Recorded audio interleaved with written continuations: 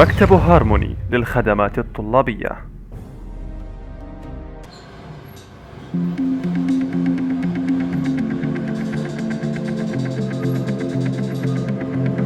Physiotherapy is such an all-encompassing profession across the age expanse, and we can make such impact in a variety of areas. I see the physiotherapy industry growing. I see it broadening in its scope. We're going to have to be very flexible and produce physiotherapists who can think on their feet, respond to technology, and be lifelong learners.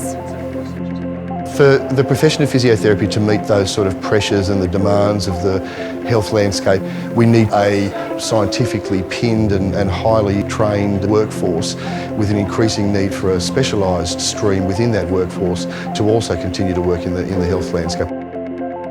We're looking at the career pathway as being a product or an asset that will actually support physios from the moment they graduate right through to the end of their career and everything in the middle. And that's what is so exciting about our career pathway, is that it's going to cater for all those different areas and for physios at different stages of their professional life. The career pathway will continue to develop into a better way of recognising, credentialing and also training physiotherapists and providing all physiotherapists with ongoing education that starts as a graduate and continues on at specialist or post-specialist level. So the new career pathway has probably two major components: the competence framework and the education framework.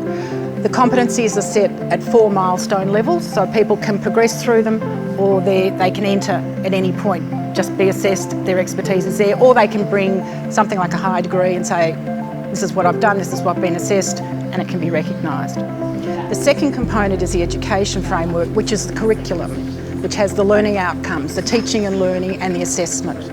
And it's the assessment that is the new component that people will have to get used to. Obviously there needs to be new governance, there'll be policies and procedures, and there'll be resources and supports. The rewards will have industry recognised standards that the profession has set, but they'll be externally recognised. We'll be able to have national frameworks in many areas of physiotherapy, which previously we haven't had the competencies to do.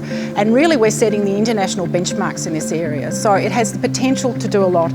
Physios will be individually able to negotiate, because they'll say, I've been assessed doing this, it's not PD that I've gone to, I've been assessed. It also will enable the professional body to negotiate with third-party providers. I can see it's useful for the physiotherapy profession to provide an overall structure so people know where they could be headed with their career. And then it's also useful for those people providing the professional development themselves, so they can see where their professional development fits in to an overall structure.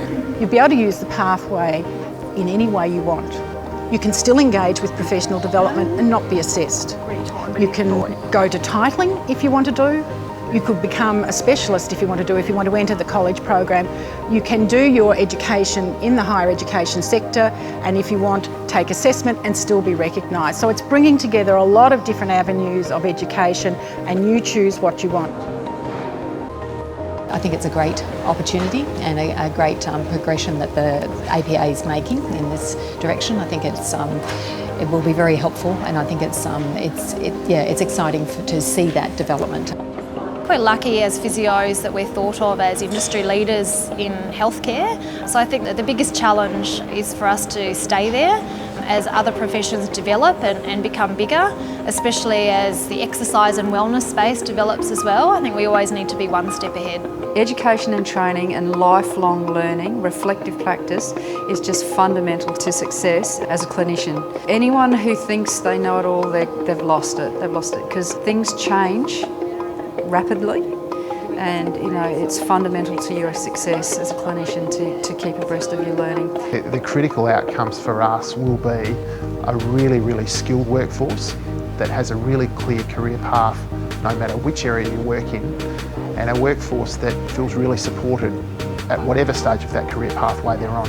That for us is the ultimate outcome, because that will lead to better patient outcomes. The future is bright for physiotherapists.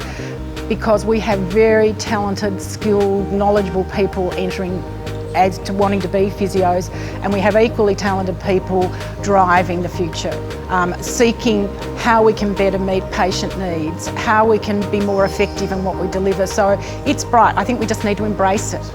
And we have to look broadly, not through the traditional pathways of education, but look at what other skill sets do we need beside the core physio skills to be the practitioner of the future.